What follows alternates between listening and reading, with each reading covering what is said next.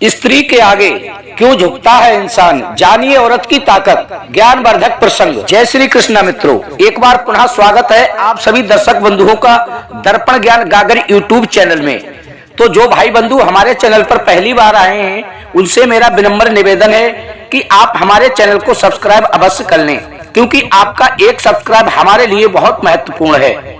तो बने रहें बिना स्किप किए हमारी इस वीडियो के अंत तक। प्रिय दर्शकों, आज की वीडियो बहुत ही शिक्षाप्रद व प्रेरणादायक है, इसलिए हमारी इस वीडियो को अंत तक सुनें। प्रिय दर्शकों, इस वीडियो में आज बात करेंगे एक स्त्री के बारे में कि स्त्री के अंदर ऐसी क्या चीज है, उसके अंदर क्या ताकत है जो दुनिया का हर इंसान उसके समक्ष झुकता है।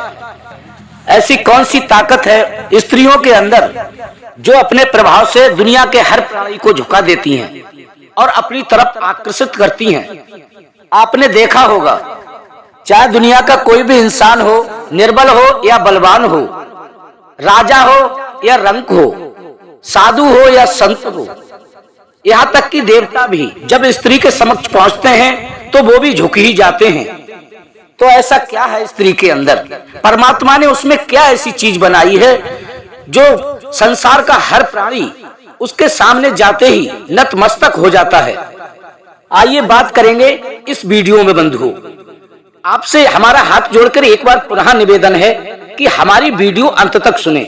यदि अंत तक सुनेंगे तभी आपके कुछ समझ में आएगा, अन्यथा कुछ भी समझ में आने वाला नहीं है। स्त्री के साथ साथ आपको और भी बताएंगे ब्राह्मण और राजा के बारे में कि ब्राह्मण और राजा के समक्ष भी हर व्यक्ति, हर इंसान झुक जाता है।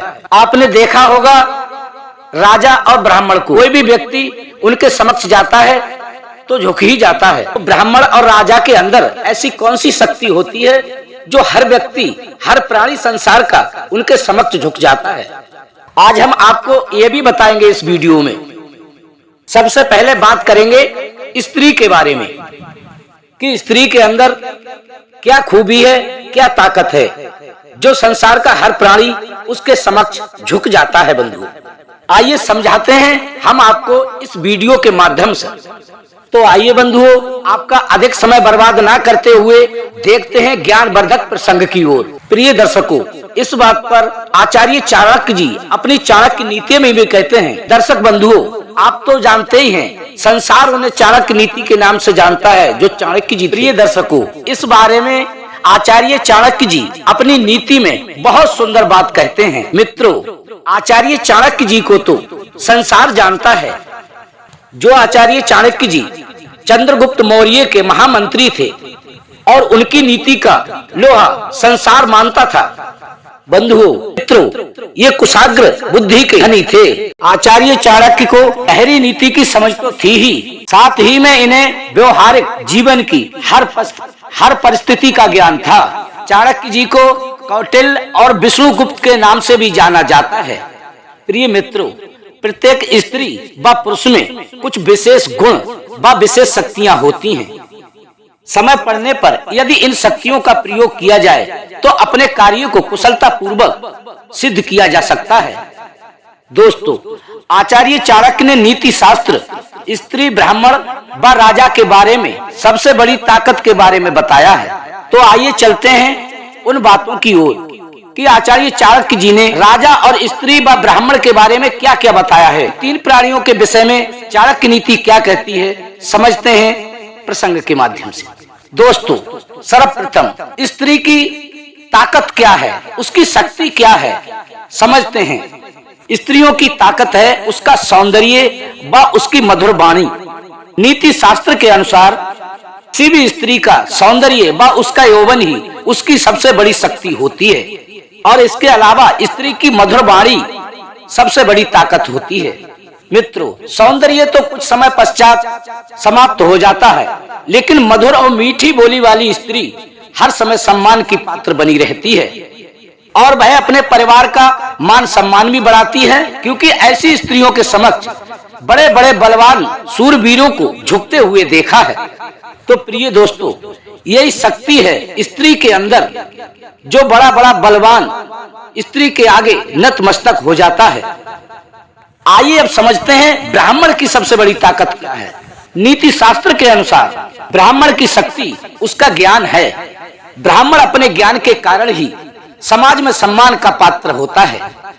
प्रिय बंधुओं, जिस ब्राह्मण को जितना अधिक ज्ञान होता है उसको उतना ही बड़ा सम्मान प्राप्त होता है। ब्राह्मण के लिए उसका ज्ञान ही उसकी सबसे बड़ी पूंजी होती है। विषम परिस्थिति में अपने पराये सभी साथ छोड़ देते हैं तो ज्ञान ही उस परिस्थिति से निकलने का साधन होता है मित्रों। इसलिए ज्ञान ही ब्राह्मण की जीवन की जमा पूंजी होती है।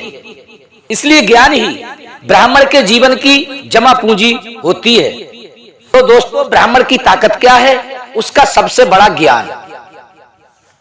तो अब आइए मित्रों बात करते हैं राजा की शक्ति के बारे में। तो आइए मित्रों बात करते हैं राजा की ताकत व शक्ति के बारे में कि राजा के अंदर ऐसी कौन सी शक्ति है। प्रिय दर्शकों, राजा की सबसे बड़ी शक्ति होती है उसका बाहुबल। इसके संबंध में आचार्य चाणक्य जी भी कहते हैं कि किसी भी राजा की सबसे बड़ी ताकत उसका स्वयं का बाहुबल होता है। राजा के कई मंत्री व सहायक होते हैं, ये तो आपने भली भांति देखा ही होगा। जब राजा स्वयं कमजोर हो तब वह शासन नहीं कर सकता है, लेकिन राजा कमजोर हो तब वह शासन नहीं कर सकता है।